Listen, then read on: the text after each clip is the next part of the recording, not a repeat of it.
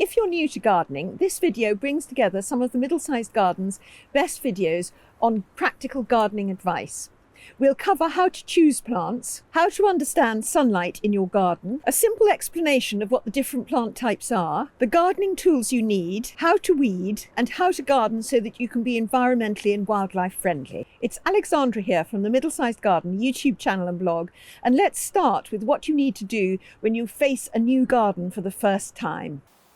Several different friends and family have moved into a house with a garden for the first time this year. And they've rung me and said, what shall I do? And the first thing I've said is, do nothing.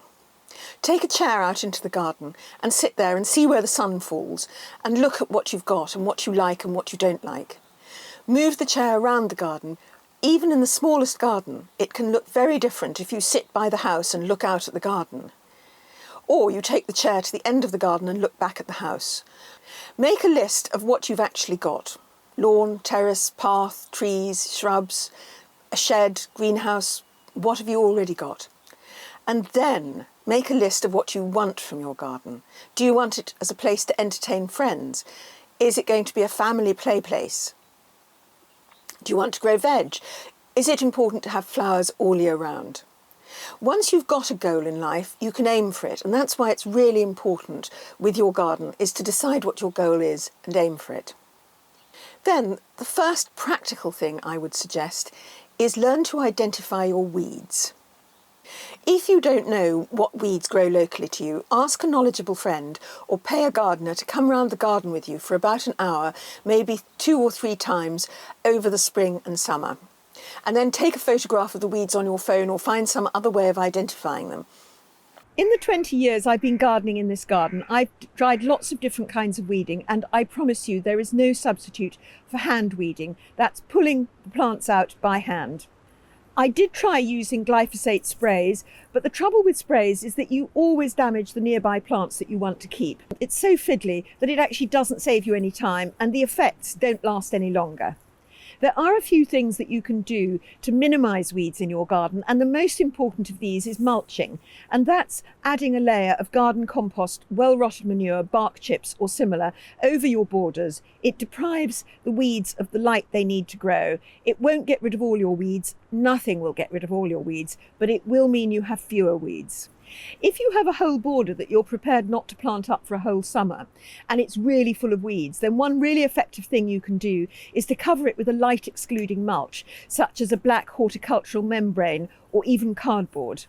And this means that the weeds won't grow for a whole summer, and that will really knock a lot of perennial weeds out. You will still have to hand weed round the edges because they creep out, and even when you replant the border, you'll have a lot fewer weeds, but there will be still 1 or 2 popping up. But of course, it'll be much less work to weed them out. The third thing you can do is to be much more tolerant of what plants you're happy to have in your garden and which ones you do really want to get rid of. And one of the things we've done is to allow certain plants to grow in the cracks between our pavers so that weeds can't grow there. And so I've got daisies and Alchemilla mollis, and I would really like some erigeron as well. And they are growing in the cracks around the steps and in the pavers, and that means we have much less weeding to do. There is a new attitude to weeds at the moment, which is that actually they are wildflowers and that a weed is only a plant in the wrong place. And, for example, Jack Wallington, author of a book called Wild About Weeds, Designing with Rebel Plants, would say that actually weeds grow very well in your garden, they're beautiful, they attract wildlife, and that we should be more tolerant of them. And I think this is a very good approach, but until you can decide which weeds you want in your garden, you'll need to know which are considered weeds. Many people worry that if they let their gardens get weedy, then that will infect their neighbours' gardens with weeds. But that factor is relatively small. Weeds are blown in on the wind or dropped as seeds by birds from actually miles around. So don't worry about that too much. And also, if your neighbour's garden is weedy, don't feel that that's what's causing your weeds. The next thing to work out is where is the sun and how much do you have?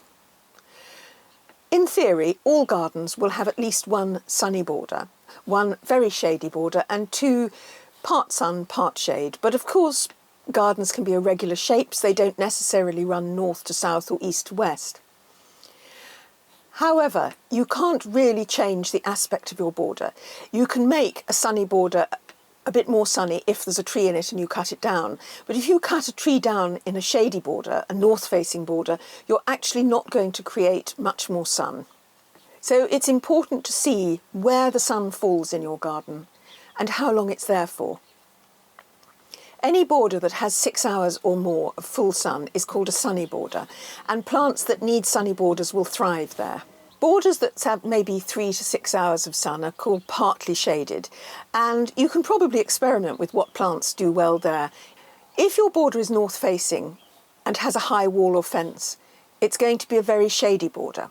But don't despair, a shady border can be the best and most beautiful part of your garden. There are a number of plants that do really well in shady conditions, and also they tend to grow more slowly and weeds grow more slowly.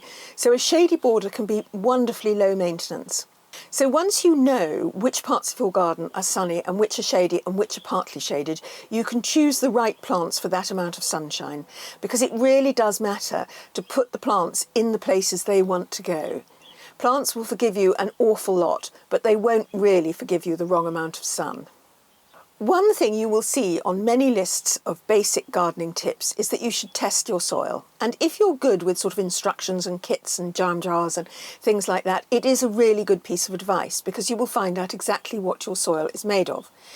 But the fact of the matter is that most gardeners don't test their soil. They learn which plants do well by trial and error, by just planting things and seeing what goes well. The easiest way to find out what sort of soil you have is probably just to ask your neighbours. There can be patches of different soil, particularly in larger gardens. For example, at Doddington Place Gardens, which is largely clay, they discovered in the early 1920s that there was a big patch of acidic soil, and they've created a camellia garden with rhododendrons and azaleas and all sorts of things that thrive in acid soils, which don't usually thrive around here. But in smaller gardens, you're less likely to have those little patches of unusual soil. However, there is one basic tip about soil that you do need to know, whatever your soil is like. You need to mulch it, and what that means is that you layer an inch or two of garden compost, well-rotted manure or mushroom compost on it once a year, often in autumn, or you can do it in spring, or really you can do it at any time. What this does is it feeds the soil, it helps suppress annual weeds, and it gives the soil the nutrition it needs so that it can feed your plants. However, what is a must-have is watering. You need to know, really, whether your climate in your garden is basically damp or dry. And once again, you can check this out on Google, you can discuss it with neighbours. For example, I live in southeast England, which is very dry in the summer, and I really find that plants that do well in well-drained soil or are drought resistant do very much better in my garden than a lot of other plants. It's important, of course, to have facilities for watering, and a tap within reach, a hose reach of your borders will make a great deal of difference. And also you can add water butts. You can put these so that water that runs off your roof goes into water butts or the roof of your sheds. But a word of warning, a small water butt is not going to last very long in a drought. If you can get 2 large water butts together, or even 3, running into each other, you'll be able to build up a reasonable supply of water, and you'll be able to use that for your watering. It is a good idea, however, to plant drought-resistant plants if you have very dry climate, and there is a video about that in the description below, because actually water is quite an expensive resource and it takes time to water. So really, although you will have to water things like veg, I would suggest designing your garden so it has the right amount of water naturally, if you can. So how much time do you have? This is important because people sometimes are a little bit sneery about low maintenance gardens. But the fact of the matter is that if you have a busy life, you really do need a garden that doesn't need too much work. Some plants need more work than others. The low maintenance plants are trees, shrubs, perennials, ornamental grasses and bulbs. Most of these will only need attention once or twice a year, and all plants do need some attention, so really there is no such thing as the no-maintenance garden. I think it's helpful to define what each of these is. We all know what trees are. Shrubs are woody plants. They have a woody stem that stays above the ground all year round. Some shrubs are evergreen, and their leaves stay on all year round, and others lose their leaves in the winter, and very often those ones have the most glorious autumn colours. Perennials are plants that stay in the ground year after year, so of course that's quite useful because they just come back in spring. Once again, some of them are evergreen and stay on top of the ground the whole time, but others, like asters, disappear underground, although there may be a sort of dead plant structure during the winter which can be really attractive. Ornamental grasses are probably the lowest maintenance plants of all, and you will find an ornamental grass for a damp garden, for a dry garden, for a shady garden, for a sunny garden, and they look really good planted together in clumps. And bulbs, of course, daffodils, lilies, nerines, tulips, hyacinths. Once again, you can often plant those in year 1 and they will still be coming back in year 5 with relatively little attention from you. But the showstoppers in the garden are the annuals and the biennials. These are the ones with the blazing flowers very often. Annuals are plants that grow from seed in 1 year. They flower and die by the end of the year. So something like a cosmos I might plant in my seed trays in, say, March. By June, I'll plant it out in the garden, I'll keep deadheading it, and then at the end of the year, in maybe October, I'll dig it up and throw it away. But of course, that is quite a lot of work. Biennials do the same, they just do it over 2 years. I find it useful to grow a packet of seeds, just 1 packet a year, of something really colourful, like cosmos or antirrhinum, and then use it to plug gaps in my border. That's not too much work.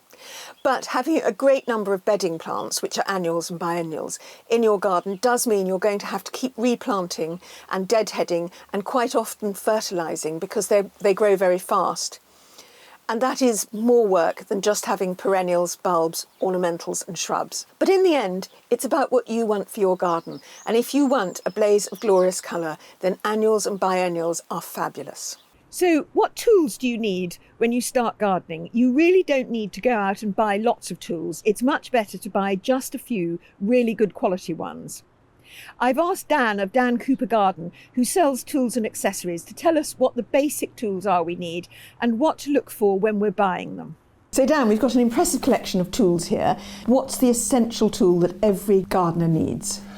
Well, I would say it was a trowel, because you're going to be planting at some stage, and a trowel is a good all-round thing. You can use it for planting and weeding and all sorts of jobs, getting compost out of sacks, for example.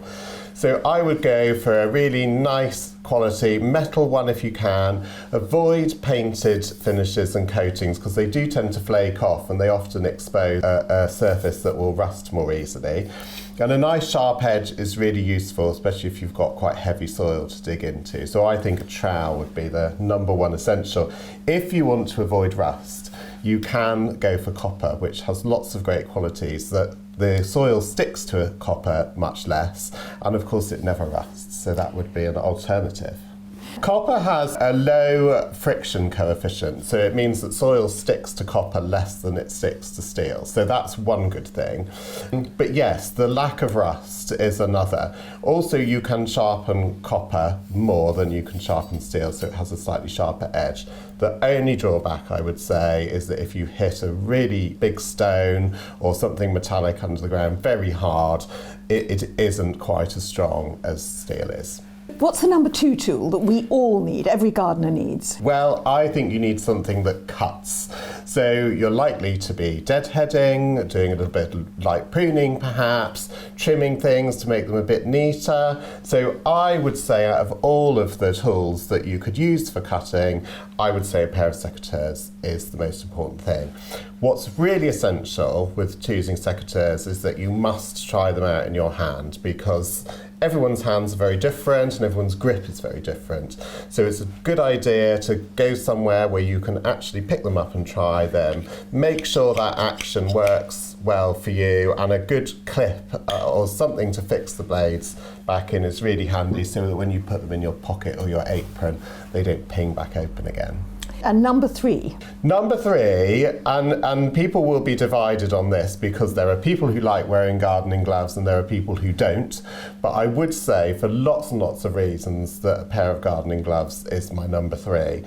Now, it all depends on what kind of gardening you're going to be doing. If you're doing very lightweight stuff, so if you're just going to be moving a few pots around, or you're going to be deadheading or gardening mostly in the dry weather, then a pair of nitrile gloves like these, a bit like a second skin, very, very easy to wear and comfortable as well.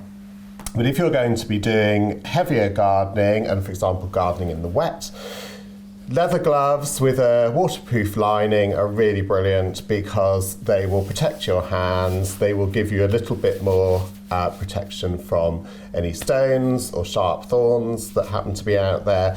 And the important thing is that you're able to really easily make a fist with them like that. And if you can do that and it feels comfortable, then they're the right fit for you. When they're like boxing gloves, they're absolutely pointless, and they don't really get any better with wear either. And so the next one. Well, I tend to find, having a small garden myself, that I end up with sweeping up quite a lot. So depends how small your garden is, but I would say that either a really good yard brush or broom would be next. And if your garden's quite small or you've got a balcony, a dustpan and brush that's designed for, being outside use, so not a nice indoor one. So this one's got a painted finish that will protect the metal, and then a nice sturdy brush with a good bristle. That will be really useful when you come to sort of clearing up after yourself. Which brings me on to a really good bucket.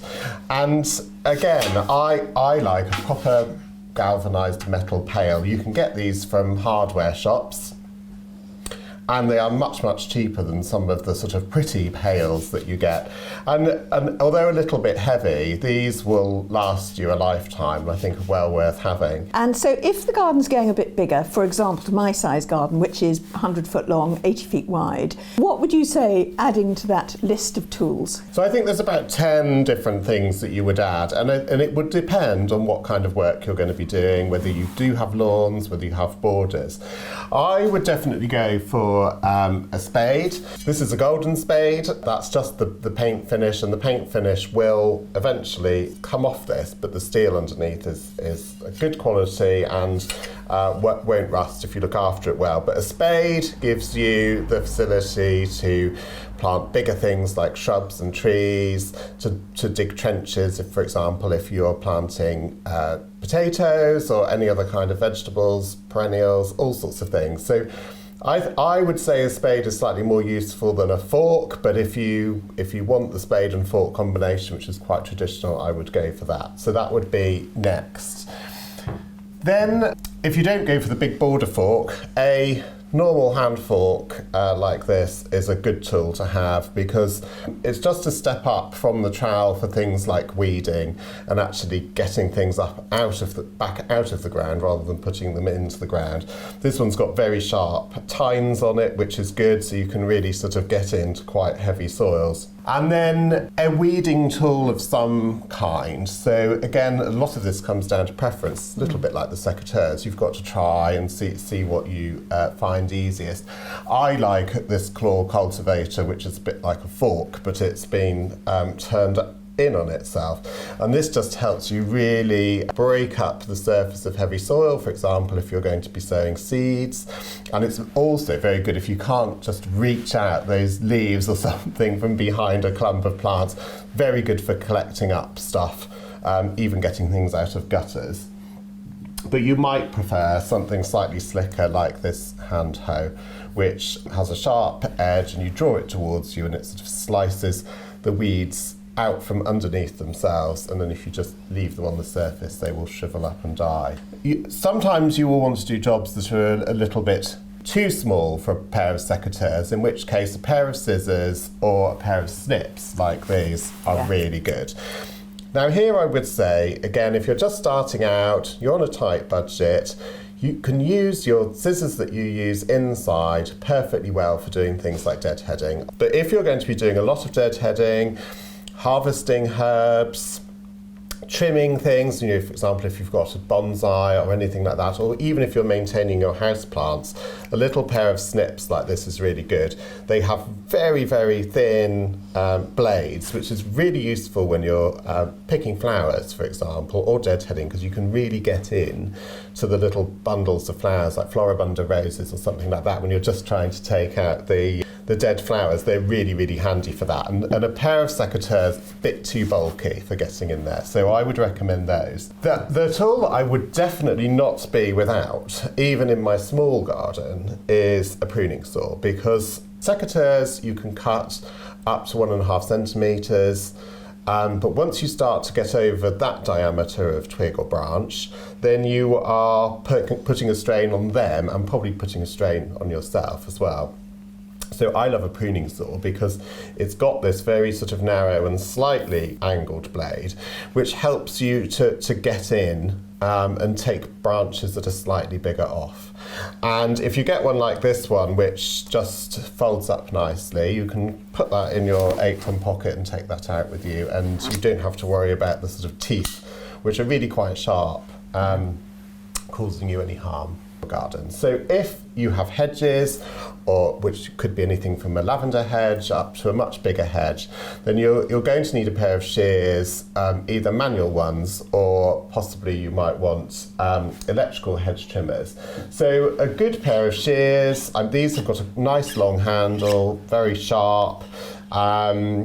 These are quite good for sort of precision work. If you've got a lot to do, then you might want to go electric, but I love a pair of hand shears. So, but if you didn't have anything that you needed to trim like that, then you can get away with doing quite a lot, again, with a pair of secateurs.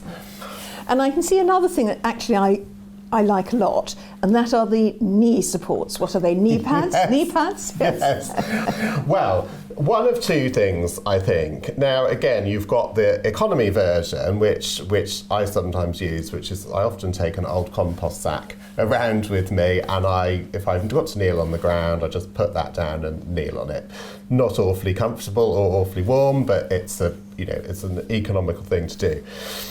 You can also get kneelers, which are really good. They usually have a handle made of a very similar fabric to this. And of course, you have to remember where those are, or kneelers, which attach to your knee. And that means that they're with you kind of all the time, wherever you are. Then there's things like a hose pipe or a watering can. Again, you're going to need one or other of those, I suspect, in any size garden, but you can make do. And I put this here because this is a vintage watering can, and I think you do see these around quite often. And I suppose what I would say is that you don't have to buy everything new. So I think this has a lot of charm, and you could probably say they definitely don't make them like this anymore. The only thing I would advise people, if they see a really nice watering can in a vintage shop or at a brocante or something like that, is to ask the whoever's selling it to fill it with water for you, and just leave it there for a little while to make sure that it is watertight, because a lot of these old watering cans leak and you can't necessarily see when you're buying it. So that's my one little trick. Whenever I'm buying a vintage can, I always make them fill it with water for me first. Wheelbarrows. Now, if you have Yes. a small garden, you presumably don't want a wheelbarrow because it's nowhere to put it. But have you got any views on when you need a wheelbarrow and what sort of a wheelbarrow to get? Well, wheelbarrows are, if you need to travel a long distance in the garden or even outside the garden, so for example, we take things from our garden to our allotment, then a wheelbarrow is going to take a lot of strain off you, because obviously you can put quite a lot in it. If you've got a nice, well-inflated tyre on it, it makes life really, really easy. But I think for most people with a small and middle-sized garden, one of those flexible plastic trugs where you can, it has quite a big capacity, but you can bring the handles together, that's pretty good actually for transporting large amounts, and they're light, so you can get a reasonable amount of soil, compost, leaves, whatever in it, and still have it manageable. Much easier to carry, I find, 2 of something, because I'm terrible for sort of being lopsided, which isn't very good for your back. So yeah, a couple of those will probably ensure that you can move most of the things that you'd like to move in the garden. One thing I would say with things like wheelbarrows and other bigger bits of garden equipment as well, is that if you're not going to use it very often and you've got a neighbour or a friend who has one, is, you know, share things like that, because if you're going to use it once in a blue moon to move some manure from the front to the back of your house, then you don't need to have a wheelbarrow all of the time. One of the cheapest and most satisfying ways of getting plants is growing them from seed, and you can grow them from seed in spring and autumn, and either way the method is the same. So I've asked Sue Oriel of Country Lane Flowers to show us how she grows plants from seed. Sue and her business partner Stephanie grow all the flowers for their flower business in their own gardens. Well, you've got 4 different types of plants that you can sow by seed, and we break them down into their various categories. So you have got perennial flowers, biennial flowers, which are the ones that grow year 1 and flower year 2.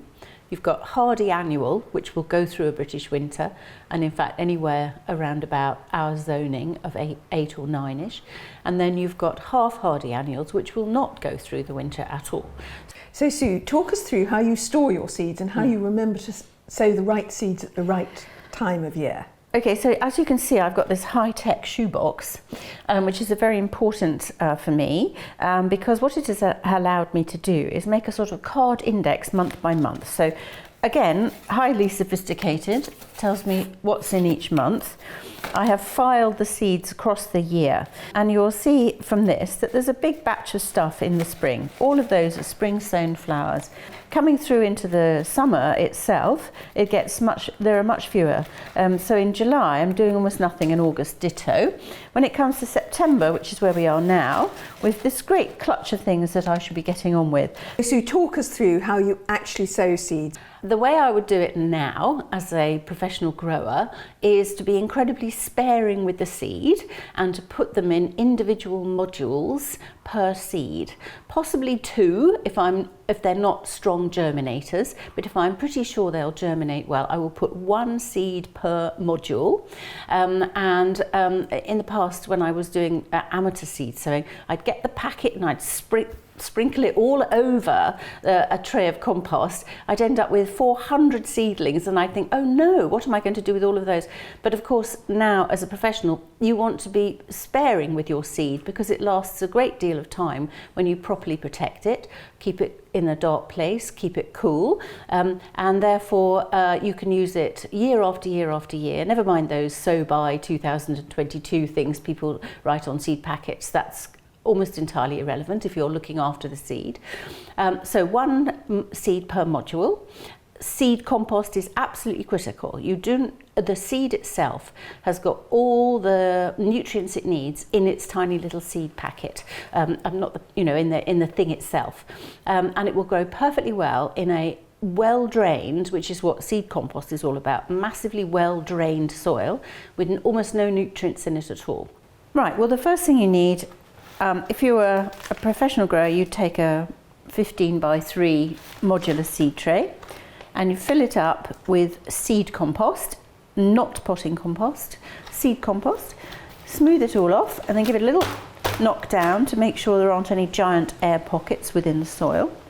And then in this particular bed, I'm going to sow Orlea grandiflora, or the white lace flower. In order to get it going, I will simply make a mark in each of these. You don't need to do a tray of 15, you can do some in a pot. 15 plants will do me very nicely for the season. So I'll just pop these into the top like this, 1 by 1 by 1. Usually the planting depth of a seed is about the same size as the seed. Things very rarely need a lot of depth. So that's them in there. And then in order to cover them, I will just, it often says sprinkle over, but you don't need to sprinkle over. You've got plenty of compost there. Just muddle them in like that so that they're under. And then just give them a little shake down. Then the next thing to do is always put a label on. You think you will remember, but you won't. And then water the seed tray from the bottom like that, so that the moisture is brought up through the soil. And I'll leave that in there for about 10 minutes, and then I'll notice it's looking damp on the top. I would take that out and pop it into a propagator. And then when it's a good size and the roots are starting to fill the module, you will move it on either to the outside, if it's the right time of year and the frosts are over, or you'll move it into a bigger pot in regular potting compost, which has got nutrients. And they'd stay in a cool greenhouse.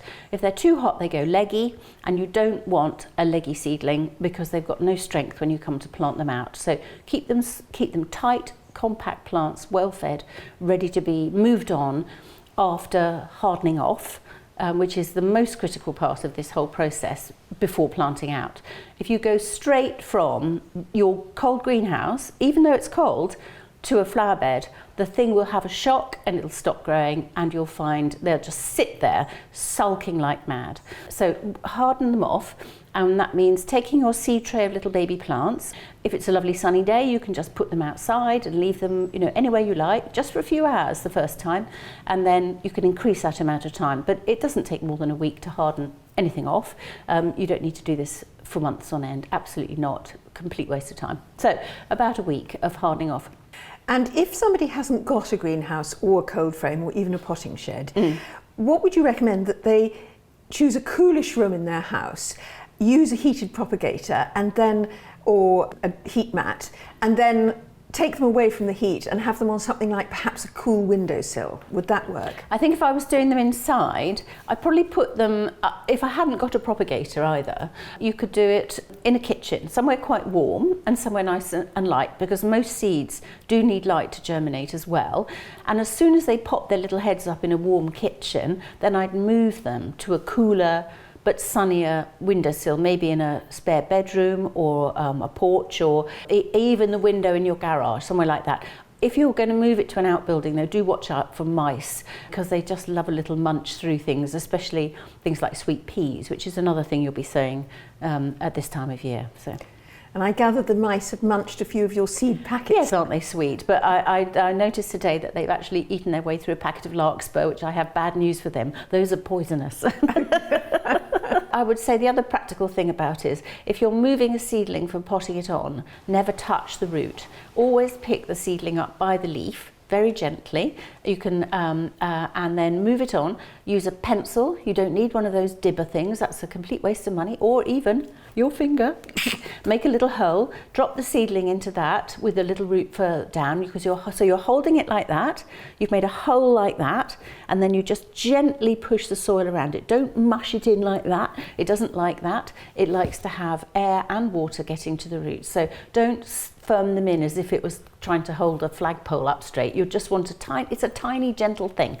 And that would be the other thing I would say. The other thing is, don't ever water it by spraying the top with water. This is a disaster. Always water your seed trays by putting them in something that you can soak like that. So they go in and the water will rise up through the thing. Don't water from the top. The way we garden has changed a lot over the last few years, and there's now much less emphasis on maintaining control and much more emphasis on being wildlife friendly and environmentally friendly. And the good news about this is that actually it means buying less and doing less. So let's go down to one of the most famous gardens in Britain, Great Dixter, where it's well known for being both biodiverse, wildlife friendly, and to have beautiful borders, and ask the head gardener, Fergus Garrett, for his tips on what we need to know in order to garden in an environmentally friendly way. I think soil's key to this, but first of all, I must say the most important thing is that you don't use chemicals, you don't use any sides, no insecticides or pesticides, and that was really key to us, because when we first stopped using them, we thought, oh, there's going to be, we're going to be overrun with pests and diseases, and we weren't. In the first year, that obviously we had a few aphids and things, but it sort of balanced itself out, because every time you spray, you're not only getting rid of the bad things, but you're getting rid of the good things as well. And so far, and many years on, we seem to have a really lovely balance, because there's a prey-predator balance here. So I think that's key, not to spray, I think the other thing is we try and cut down the amount of fertilizer we use, so anything that comes out of a bag, and we do it with organic waste rather than it having a sort of inorganic fertiliser. We used to in the old days use things like grow more, but we don't. You know, then we went on to using fish blood and bone meal, which is organic, and then we thought we don't actually need that at all because our ground is rich. We add a lot of organic matter to it, so do we need to supplement it with all this sort of extra feed? So we cut that out, and it didn't make any difference. You know, things grew perfectly well. And so organic matter is very important to us. But again, if I was on growing stuff on shingle on a beach, rather like the gardens you get on Dungeness and things like that, I wouldn't want to use any organic matter. I would use the right plant in the right place that's absolutely adapted to those conditions. But here, right in the middle of the Weald, you know, with the sort of rolling countryside around us, and we're on the woodland edge, I think putting that compost on has been key. It's been key not only for the quality of the soil and all the mycorrhiza and everything that's in there, so our soil is very healthy. It's also been key because it means that we don't have to water week in, week out. You know, the long border this year has been watered 3 times. Last year in the drought it was only watered 4 times. You know, I think this year we could have got away with just watering it twice. And so you know, because you've got just really wonderful root systems as a result of having rich soil, but also the mycorrhiza tapping into the roots and making that root area much bigger as well. So I think what we're finding is that we use less and less of stuff that we have to buy in. You know, that it's much more circular than it used to be, which is wonderful. With the compost, obviously you can make your own garden compost here. Do you also use well-rotted garden manure, or what would you use if you can't make all the garden compost you need? Well, we make some of our own, but that stuff never is enough. So we have to buy in. And so what we're looking for is buying in something that's a byproduct or a waste product that's organic, that hasn't got chemicals in it. And from wherever you are, that sort of varies. But we're very fortunate in that there is a organisation that makes electricity with green waste, and so we get the sort of the byproduct of that. So we get this wonderful compost, relatively cheap, that's actually been used in the green industry, and it's only just a stone's throw away from us. And sometimes we use composted bark from the various industrial forestry areas that we had around us. That isn't so good because it hasn't really broken down enough, but you could buy it and let it sit somewhere and you'll make perfectly good compost with that. Of course you can use farmyard manure as well, as long as you know what's in it, you know, as long as you know that very often it's riddled with weed seed, but if I didn't have anything to use, any alternative, I'd use farmyard manure. Yeah. And in terms of plant choices, how do you decide that? How much do you take into account wanting to be biodiverse and wanting to be wildlife friendly, and how much is it, gosh, we really love that flower, let's have that? Dixter's a big garden, it's about 6 acres in total, so there's room for everything. But we've never ever chosen something because it was good for pollinators. We've just chosen something because we like the look of it, or it would fit into our scheme of planting.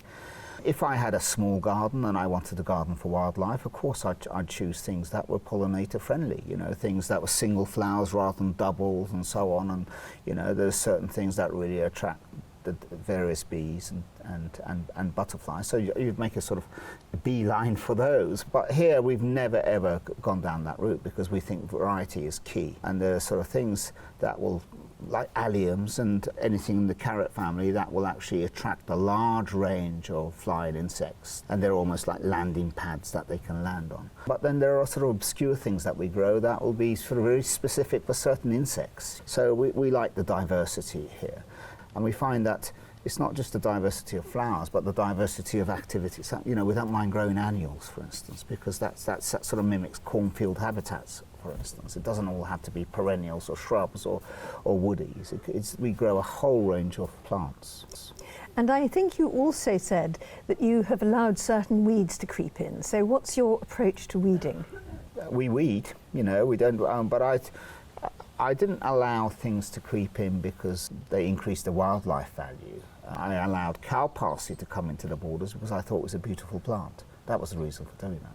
I allowed buttercup to come to certain areas because I think it's a beautiful plant, and same with dandelions. You know, we're not overrun with them. I suppose cow parsley does get a bit heavy sometimes, but we cut it down before it seeds it everywhere. But I just love the garden floating in that sort of white mist at cow parsley time. And I don't even know what insects go on it, you see, so it's very much an aesthetic thing, that decision. And the same with the buttercups as well. I love those buttercups at that time, that sort of that deep yellow amongst fritillaries and those sort of things popping up in the borders here and there. And they're the sort of the main weeds, inverted commas, that we're allowed to come in. You know, one person's weed is another person's perfectly good garden plant. And is it just hand weeding, or do you do anything with a flame torch? I mean, I presume you obviously don't use weedicides. It's all hand weeding, but borders are pretty packed. So once you weed them, it's easy to stay on top of them. Things like bindweed can be a problem, you know, because their roots go everywhere. And we've had a bindweed problem in the high garden, but I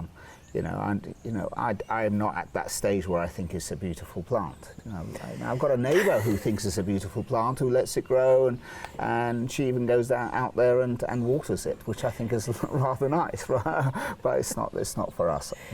And then, speaking of watering, you said you only watered the long border once this year, and only 4 times in that really hideously long hot summer we had. So how do you go about watering? Do you water it just very, very thoroughly, but very rarely? So we watered long border twice this year, yes, and 4 times in the drought. And what we do, each watering is a 2-hour spot. So we have a small, just a tiny sprinkler that fits in under the vegetation. So it's not over the top. It's under the vegetation. We put it there, and it just sort of dribbles out this sort of spray of water for 2 hours, and then we move it to the next spot. So it's had, in essence, the long border this year has had 4 hours of water, and that's it. Partly because plant choice is important. So if something was needing watering every single week, we wouldn't grow it here, because it's just not for us. It's for somewhere else. So right plant, right place comes first, and the soil quality is important as well, to allow a big root development, which is very important.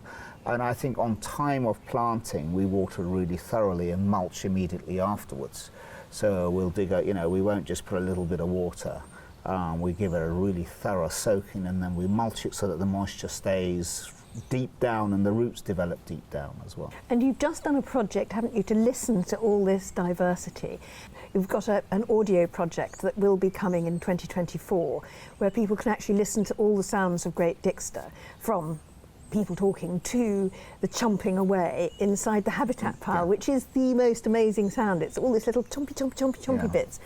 And the habitat pile, if you tell me, how would someone in a smaller garden build a habitat pile like that? Well, rather than burn prunings and wood, they just pile stuff up. I know people who actually use logs to create walls and divisions in their border, but just a pile of logs rotting down somewhere it creates a habitat. They don't have to be the massive piles that we've got at Dixter. I mean, I built big ones at Dixter because I wanted to mimic Hungarian haystacks. That's what I wanted, and they look rather like that. And I wanted to have a no-burn policy because I wasn't sure. We used to pile up all the prunings and then burn it, and I wasn't sure whether we had slow worms in there or hedgehogs in there and whatever, and I thought it was just completely unnecessary. So let's just let all of this just die down naturally. So, and of course we've got the space to put a big heap like that, but you could always tuck these things away at the back of borders or behind plantings or behind a shed and just let wood rot. And there's a sort of whole succession of insects that comes as a result of that. The initial wood bearers and things that live underneath the bark, and then something else, and then all the sort of the predators of the detritivores come. And this is why it was so interesting to put that microphone into that habitat pile and hear all these things that are sort of chomping away, and that there's a whole sort of microcosm of predators waiting to get those things as well. So the whole world opens up in front of you, that world in a pile of old wood. I thought we'd all like to hear what happens when you put a microphone into a habitat pile. So the people running the project, Sound Matters, have very kindly let us listen to a short stretch of it. It'll just take a few seconds.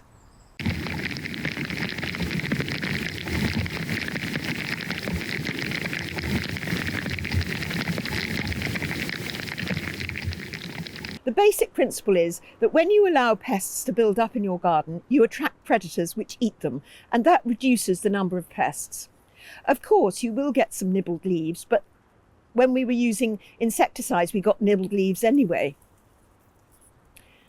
But you might be a bit worried about the idea of slugs and snails marching uncontrolled around your garden. So let's go to somebody who grows plants for a living, Stephen Ryan of the Horticulturalist YouTube channel, who also has a nursery, and he can't afford for his plants to be eaten by snails, and he doesn't really use insecticides. So let's hear the tricks from him. Well, of course, in a nursery, you do try and keep a nursery reasonably tidy, but that doesn't mean you don't create lots of habitats for slugs and snails, because you've got all these pots sitting next to each other. So, in fact, it's the perfect place for slugs and snails to live. And in fact, you can pick up the average pot in my nursery and lo and behold, you'll find a slug living underneath it. So it creates quite good habitat for slugs and snails. So certainly from the perspective of plants that are prone to slug and snail attack, I tend to grow them, particularly as young plants, up on shelves. So I keep them out of the way of slugs and snails as much as possible. I've learnt the bitter lesson of losing some very rare seedlings that are particularly tasty to slugs and snails because I didn't put them up. So I tend to do that a fair bit. I have to say a lot of my plant range now seems not to be particularly prone to attack. So a lot of the plants I'm growing are more woody shrubs and trees, which of course are less likely to be attacked by slugs and snails. I think the point you make about putting something high up on a shelf is interesting, because I spoke to the senior wildlife specialist, Helen Bostock at the RHS, about this, and they've done tests about barrier methods of slug and snail control. And they found that on the whole, the barrier methods, that's the horticultural grit, the copper tape, the wool pellets, coffee grounds, all that sort of thing, which you put round the plant to stop the slugs and snails going over it. But the awful thing is they don't work so well, or the tests showed they didn't work so well, because the slugs can go under. If I was using something, say like the copper, I wouldn't use a copper ring. I would have a strip of copper that I buried down into the ground with its tip just sticking up. I think the copper does work. There was a product here for some time which seems to have disappeared off the market, which was actually a liquid copper, and you could spray the top of the pot and the copper would dry on the top of the pot. And, well, I believe I've got proof that it worked, because the very plants that I was trying to protect were absolute slug and snail sort of magnets, and they didn't eat the new shoots on these plants. Which of course is why the pots and the shelves work, because if you were to put, say, grit or coffee grounds or whatever on your pot and then the pot goes up, the snail or slug can't actually burrow under that. No, exactly. And what Helen said is actually all wildlife choose the easy way, and it's not easy to go up 3 or 4 flights of shelves in order to get to something. Well, so exactly. actually there's a lot to be said. The pots and keeping it out the way and making it just harder for the snails and slugs to work their way up obviously is a really good thing, particularly for the young plants. And certainly with particularly vegetable and flower growers, I mean, most of the annuals and things that we grow in our flower gardens and our vegetable gardens, vast majority of them seem to be great slug and snail fodder. So yes, the best thing you can do is to grow them up to a decent size in a reasonable sized pot before you put them into the ground if you know you have particularly bad slug and snail problems. And that brings us on to the slug resistant plants. And now, in many ways, here in Australia, here in the UK, in North America and all these other places, we actually grow a lot of the same plants. We've got lilies, we've got dahlias, we've got roses, we've got all kinds of things, peonies. So we presumably have similarly slug-resistant plant categories. You can probably tell us these are the categories of plants to go for that won't have slug and snail damage. Is that right? Yeah, well, generally speaking, hard-leafed plants. So just to throw examples out there, I mean, a slug or snail's not going to bother a camellia because it's got those really hard leaves. So anything that has really hard surface to the foliage is likely not to be particularly attractive to slugs and snails. It's nearly always the softer leafed plants that will. So certainly if you go down that avenue, it can help. Funnily enough, some of the softer leaf things, if they're summer growing, when the weather is drier and warmer, the slugs and snails tend to be less active at that time of the year. So if it's a summer growing plant that is dormant during the winter spring months, that sometimes will find its way past the slugs and snails because they're hibernating when it gets too dry, although that may in normal summers not necessarily be a thing that works in England because you do get cooler weather than we get. But when it's really hot and dry here in Australia, the slugs and snails, they'll all disappear into the rockwork in your rock walls or into your clumps of agapanthus, which seem to be the things that they love here, and they'll just hibernate until they get rain. Then they'll come out and maraud things, but in the meantime, while it's hot and dry, they stay away. Yes, we had a very hot, dry summer in the UK last year, and certainly my cannas and my dahlias did not get slug and snail damage. Yeah, so it helps if you have weather that's in your favour. Yes, but that's something we can't really control, though, No, is it? you can't. And so what about things like the rosemaries, the lavenders and a lot of the shrubs? Perfectly good plants if you're trying to discourage slugs and snails, because things that are really resinous are also not likely to be things that they're going to have a go at. What about, and just looking at this garden, agastache, monarda?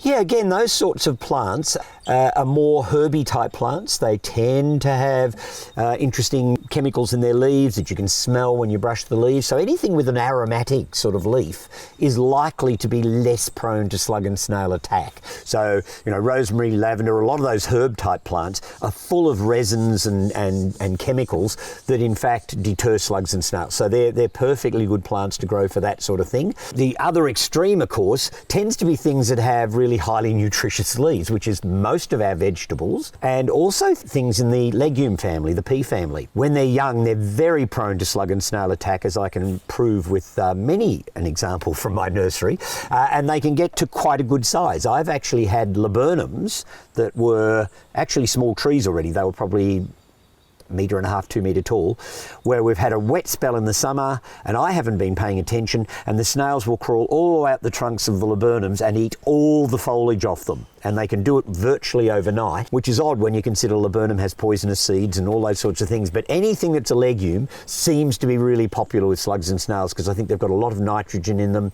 so they're very nutritious for our little gastropods. So what about the really flowering plants, things like lilies, dahlias, cannas? Are there any of those that are particularly slug resistant? Well, you've missed delphiniums, but yes, most of them are in fact comparatively tasty to slugs and snails. But certainly things like liliums, once they get above a certain height, it's when they're just coming through the ground that they're more at risk. So you might put something over them to protect, like a plastic PET bottle or something like that, just until they break the surface properly, and then the damage is likely to be less of a problem. Same with dahlias, they tend to grow out of the problems to a large extent. You'll get a few holes and things, but nothing major. And I think that they will come from miles around for the average delphinium or the average hosta.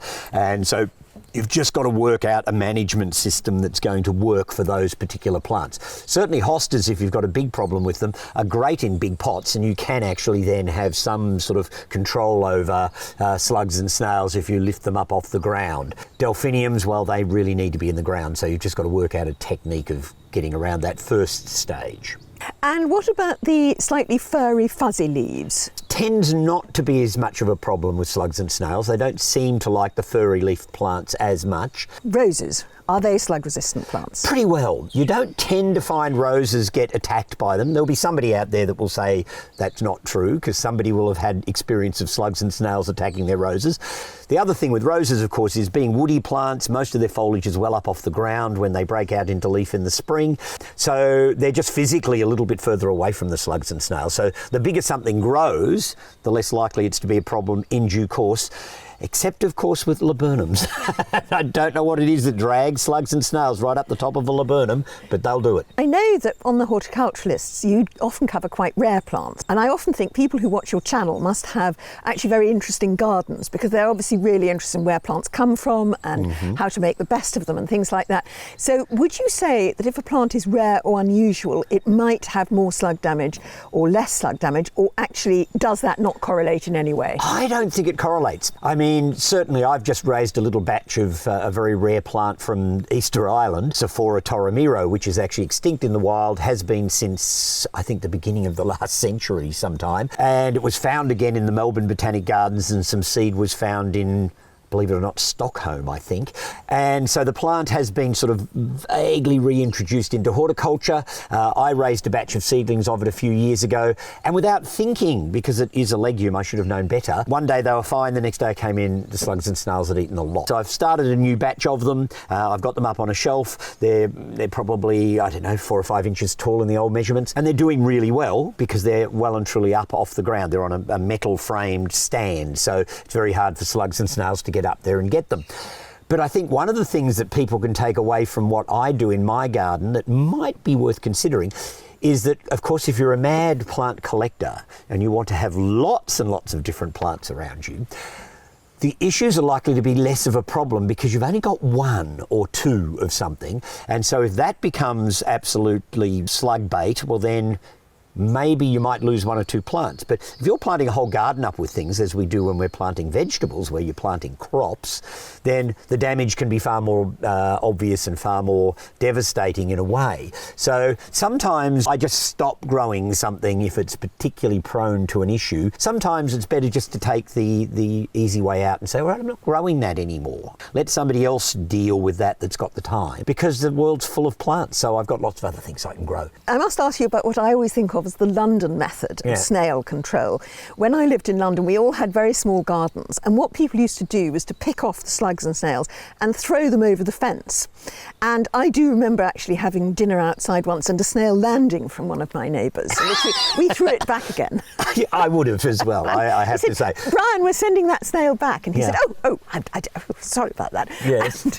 Well, I don't think any of those things really work, because if your neighbour's throwing them over your fence and you're picking them up and throwing them over the next person's fence, all you're doing is giving them a holiday in somebody else's garden. I don't think that works. If you're going to deal with it, I have to say tap dancing on snails at night works quite well. If you can bring yourself to do it, it's generally what I do. If I find them, because I regularly go around at night just after dusk. If it's been raining, I go out to lock up the chickens and I'll walk around the garden, and if I see snails around, well, I just stomp on them, and that seems to help keep the numbers down. And of course you could also, I presumably, feed them to the chickens. That's the other thing I regularly do, because unfortunately in this country we don't have a lot of wildlife that makes use of them, because the garden snail and slug came out here, so there's not the natural predators of the garden snail here, but certainly chickens and ducks love them.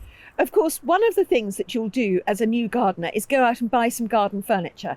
And although the brands are different all over the world, and obviously the prices are different depending on your budget, there are a few general tips that are worth knowing. So don't miss them in this video here on how to choose garden furniture. And thank you for watching. Goodbye.